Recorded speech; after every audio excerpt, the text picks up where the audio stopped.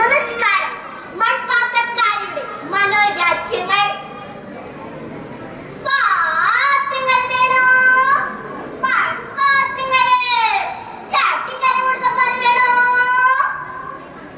വേണ്ട, വേണ്ട, ആർക്കും വേണ്ട. നമ്മ മണ്ണ് കുഴച്ച് കഷ്ടപ്പെട്ടത് വെറുതെ. എങ്ങനെയാ ജീവിക്കല്?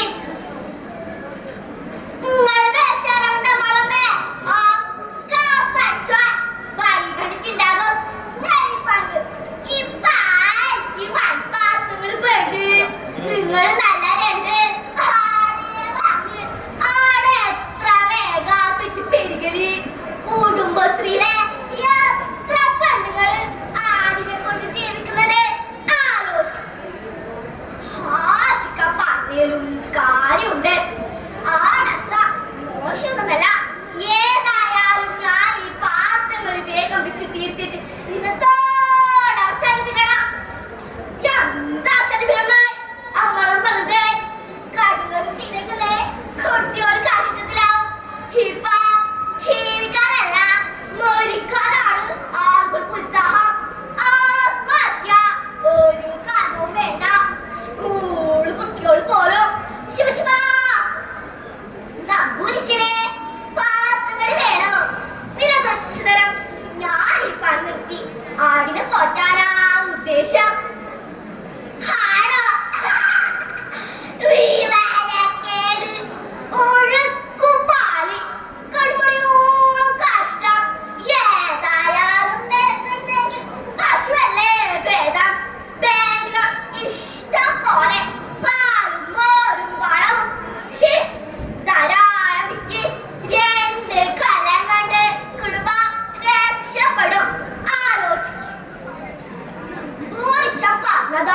ശരി, ആദ്യം നല്ല രണ്ട് പശുക്കളെ വാങ്ങാം.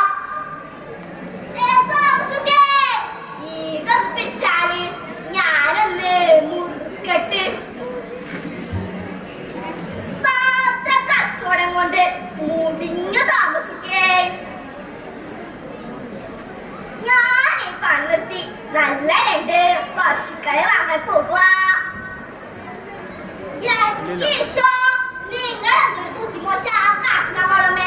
കൃഷിയില്ലാണ്ട് എന്ത് കണ്ണായി വൈക്കോലും പാലിപ്പിച്ചിട്ടുമൊക്കെ തീവരല്ലേ. നോക്കിയേ, നിങ്ങൾ ഇങ്ങനെ കടക്കൂടെ ആലോചിക്കാണ്ട് ഒരു പെട്ടിക്കട തുടങ്ങി പണിമുക്കില് ആ കട ഒഴിഞ്ഞിടക്കുക. 4 കൊല്ലത്തെ കച്ചവടം കണ്ടല്ലേ അബുദുബായിക്ക് പോയി. നമുക്ക് സെന്റർ കച്ചവടം കാസറിനെ അവിടെ ഇരുന്ന് ആലോചിക്കാം. അപ്പോഴോ ഞാനെന്തൊരു വണ്ടി പശുക്കളുടെ ചാണകവും മൂത്രവും വാരി കഷ്ടപ്പെടുന്നൊരു ഭേദല്ലേ കച്ചവടം. അതിനൊരന്തസ്സില്ലേ. മോനെ മേശക്കിട്ട എന്നാലും ഞാൻ അവിടെ തന്നെ വേണം. ഇല്ലെങ്കിൽ കടം വാങ്ങി കണ്ടൊരു പറ്റിക്കും. പൈസ റോക്കം തരാണ്ട് ഒരാൾക്ക് ഞാൻ ഒന്നും കൊടുക്കൂല. കച്ചവടക്ക് തരാമേ. കമ്മീഷന്റെ കാര്യം